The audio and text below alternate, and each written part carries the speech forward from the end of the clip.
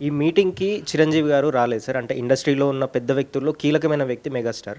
ఆయన ఈ మీటింగ్‌కి రాలేదు. అంటే ఈ మీటింగ్‌కొస్తే అల్లు అర్జున్ గురించి మాట్లాడాల్సొస్తదేమో అని ఆయన రాలేదు అని అంటున్నారు. మీ కామెంట్ ఏంటి? Industry meeting కాదనుకుంటున్నారండి.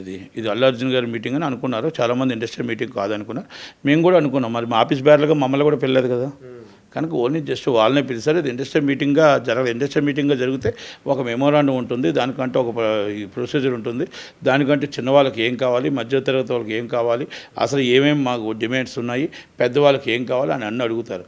జస్ట్ ఏంటంటే గత జరిగిన పరిణామాల కోసం వెళ్ళి కలటానికి మాత్రమే జరిగింది తప్ప ఎవరికి కూడా ఇంటిమేషన్స్ ఏం పెద్దగా లేవు. ఈ అల్లు అర్జున్ వివాదంలో సార్ పోలీసులు కావాలనే బన్నీని టార్గెట్ చేశారు. థియేటర్ సీసీ క్యామ్ ఏదైతే ఉందో అది హాఫ్ అన్ అవర్ డిలే ఉంది అని వద్దని చెప్తున్నారు అని అంటున్నారు. నిజంగా దీంట్లో బన్నీని టార్గెట్ చేశారు అనుకుంటున్నారు?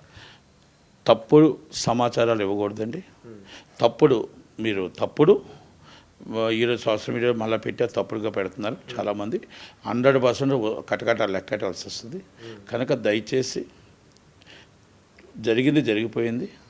ఇండస్ట్రీని బదనాం చేయకుండా ఇలాంటి చేసే వాళ్ళందరికీ కూడా కఠినంగా పోలీసు వాళ్ళు శిక్షిస్తారు. ఇప్పటికైనా కళ్ళు తెరవండి, నిజం ఒప్పుకోండి. ఒక ప్రాణం పోయింది, ఒక ప్రాణం ప్రాణంతో కొట్లాడుతుంది.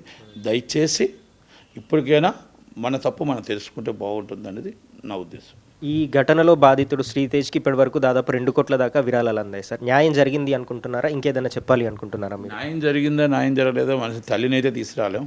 ఆ తల్లి ఆ ఇద్దరు పిల్లల్ని ఎలా పెంచాలనుకుందో, పెద్ద అయితే నా కూతురు ఎలా ఉండాలి, నా కొడుకు ఎలా ఉండాలి అనుకుంది తప్ప ఆ డబ్బులు ఏమొచ్చినా ఆ డబ్బుల్ని గవర్నమెంటు, సినీ పరిశ్రమలో ఉన్న పెద్దలు అందరూ కలిపి ఆ డబ్బుని వాళ్ళిద్దరి పేరు మీద ఫిక్స్డ్ డిపాజిట్ చేయించి గార్డెన్గా వాళ్ళ ఫాదర్ని పెట్టాలా.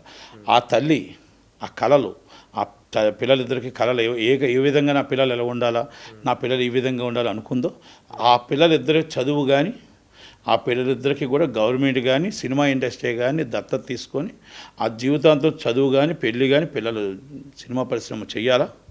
సినిమా పరిశ్రమలు ఎవరైతే తప్పు జరిగిందో దాన్ని కంపల్సరీ చేయాలా. ఏ డబ్బు అయితే వస్తుందో ఆ డబ్బు వాళ్ళ పేరు మీద ఫిక్స్డ్ డిపాజిట్ చేయాలని నా ఉద్దేశం.